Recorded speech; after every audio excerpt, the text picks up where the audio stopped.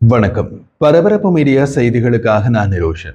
ரஷ்யாவில் குர்ஸ்க் பிராந்தியத்தில் உள்ள ஒரு புதிய அணுமின் நிலையத்தை பார்வையிட சென்ற போது ரஷ்ய ஜனாதிபதி விளாடிமிர் புட்டினின் ஹெலிகாப்டர் உக்ரைனில் இருந்து தாக்கப்பட்டதாக முரண்பட்ட கூற்றுக்கள் உள்ளன. தாக்குதல் முயற்சி நடத்தப்பட்டது தொடர்பாக ரஷ்ய தரப்பு இப்போது சில விவரங்களை வெளியிட்டுள்ளது.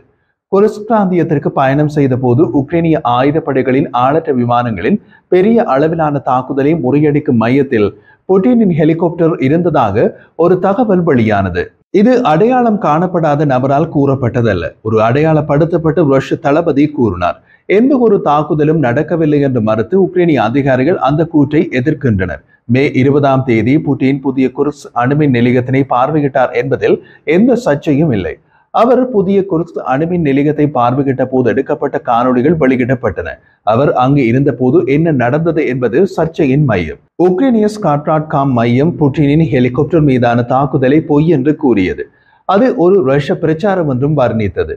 புட்டினின் பயணத்தை உள்ளடக்கிய கிரெம்ளின் சார்பு ஊடகங்கள் அவர் காரில் மட்டுமே இப்பகுதி வழியாக சென்றதாக கூறியதாக உக்ரைனிய ஸ்காட்ராம் மையம் அதன் ஃபேஸ்புக் பக்கத்தில் தெரிவித்துள்ளது. மோட்டார் வாகன அணிவகுப்பின் காட்சிகள் அனைத்து ரஷ்ய தொலைக்காட்சி சேனல்களிலும் காட்டப்பட்டன. ஆனால் வாகனத்திற்குள் புட்டின் இருந்தாரா என்பது அந்த காணொளியில் தெரியவில்லை. அதே நேரத்தில் இந்த நடைமுறை சகஜமானதுதான். புட்டின் வாகன தொடரணியில் போவதாக காட்டுவார்கள், ஆனால் அவர் ஹெலிகாப்டரில் பயணிப்பார். அவரது பாதுகாப்பு ஏற்பாடுகளுக்கான ஒரு வழமையான நடைமுறையாகவே அது உள்ளது. சரி, இப்படி ஒரு தாக்குதல் நடந்ததாக கூறிய ரஷ்ய தளபதி யார்? குர்ஸ்க் பகுதிக்கு பொறுப்பாக உள்ள ரஷ்ய வான் பாதுகாப்பு பிரிவின் தளபதி யூரி டாஷ்கின் தான் அந்த தகவலை வெளியிட்டார். ஆனால் ரஷ்ய பாதுகாப்பு அமைச்சோ அல்லது ரஷ்ய ஊடகங்களோ அல்லது டெலிகிராம் சேனல்களோ டாஷ்கினின் வார்த்தைகளுடன் அளவில் பொருந்தக்கூடிய ஆளற்ற விமானம் தாக்குதலை அப்போது வெளியிடவில்லை. குர்ஸ்க் பகுதிக்கு பொறுப்பாக உள்ள ரஷ்ய வான் பாதுகாப்பு பிரிவின் தளபதி யூரி டாஷ்கின் கூறியது என்ன? மே 25ஆம் தேதி டாஷ்கின் ரஷ்ய RBC செய்தி நிறுவனத்திடம் ஜனாதிபதியின் வருகையின் போது உக்ரைனிய ராணுவம் முன்னோடியில்லாத தாக்குதலை நடத்தியதாகவும் வான் பாதுகாப்பு 46 ஆளற்ற விமானங்களை அளித்ததாகவும் தெரிவித்தார். நாங்கள் ஒரே நேரத்தில் விமான எதிர்ப்பு போரை நடத்தி ஜனாதிபதியின் ஹெலிகாப்டரின் பாதுகாப்பை வானில் உறுதி செய்தோம் என்று டாஷ்கின் கூறினார். இருப்பினும் அவசர நிலை ஏற்பட்டால் ஹெலிகாப்டர் அருகிலுள்ள விமான தளத்தில் இறக்கப்பட்டது என்றும் அவர் தெரிவித்திருந்தார். டாஷ்கினின் கருத்துக்கள் ஒரு போர் தளபதியாக புட்டினின் பிம்பத்தை வலுப்படுத்தும் முயற்சி என்று சில உக்ரைனிய ஊடகங்கள் தெரிவித்தன. தரையடி சுரங்கத்தில் காலம் கழிக்கும் புட்டினுக்கு ஒரு வீர ஒளிவட்டத்தை உருவாக்குவதற்கான பொய்யாக இவை அனைத்தும் உள்ளன என்று உக்ரைனிய கப்லியன்கோ டெலிகிராம் சேனல் கூறுகிறது. புட்டினின் ஹெலிகாப்டர் மீதான தாக்குதல் தொடர்பான இந்த கூற்றுகளில் எதையும் சுயாதீனமாக சரிபார்க்க முடியாது. இருப்பினும் புட்டினின் அதிகாரப்பூர்வ வலைதளமான கிரெம்ளின் டெலிகிராம் சேனலிலோ அல்லது ரஷ்ய பாதுகாப்பு அமைச்சு டெலிகிராம் சேனலிலோ இது குறித்து எந்த குறிப்பும் இல்லை. உக்ரைன் போர் தொடர்பாக அமெரிக்க ஜனாதிபதி டொனால்ட் ட்ரம்பிடமிருந்து புட்டின் மீது அதிகரித்து வரும் கோபத்தின் மத்தியில் புட்டினின் ஹெலிகாப்டர் தாக்கப்பட்டதா என்பது குறித்து முன்னும் பின்னுமாக விவாதங்கள் வருகின்றன.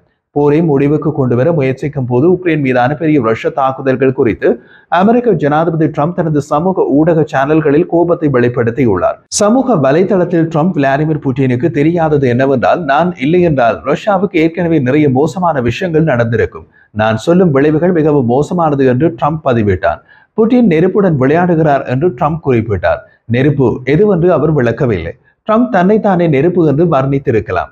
அதெல்லாம் அவருக்கு சகஜம். மற்றொரு சமூக ஊடக பதிவில் ட்ரம்ப் புட்டினை பைத்தியம் என்று அழைத்தார். அந்த பதிவில் ட்ரம்ப், ரஷ்யாவின் விளாடிமிர் புட்டினுடன் எனக்கு எப்போதும் நல்ல உறவு இருந்தது, ஆனால் அவருக்கு ஏதோ நடந்து விட்டது. அவர் முற்றிலும் பைத்தியமாகிவிட்டார். அவர் தேவையில்லாமல் நிறைய பேரை கொள்கிறார். நான் உக்ரைனில் துருப்புக்களை பற்றி மட்டும் பேசவில்லை. உக்ரைனில் உள்ள நகரங்களில் ஏவுகணைகள் மற்றும் ஆளற்ற விமானங்களின் மூலம் எந்த காரணமும் இல்லாமல் தாக்குதல் நடத்துகிறார் புட்டின்.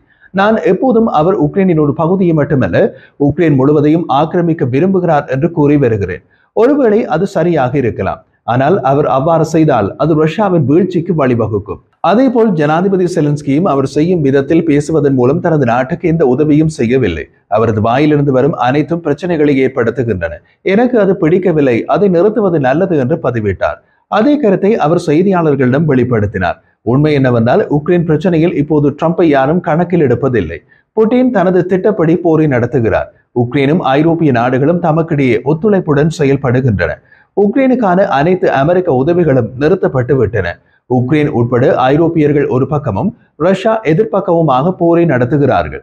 ட்ரம்ப் தமது பழைய நாட்டாமை நினைப்பில் அவ்வப்போது தலைப்பாகையை தலையில் வைத்துக் கொண்டு அழையா விருந்தாளியாக போய் கருத்து சொல்லியும் தம்மையும் அமெரிக்காவையும் கேலி பொருளாக்கி கொண்டிருக்கிறார்.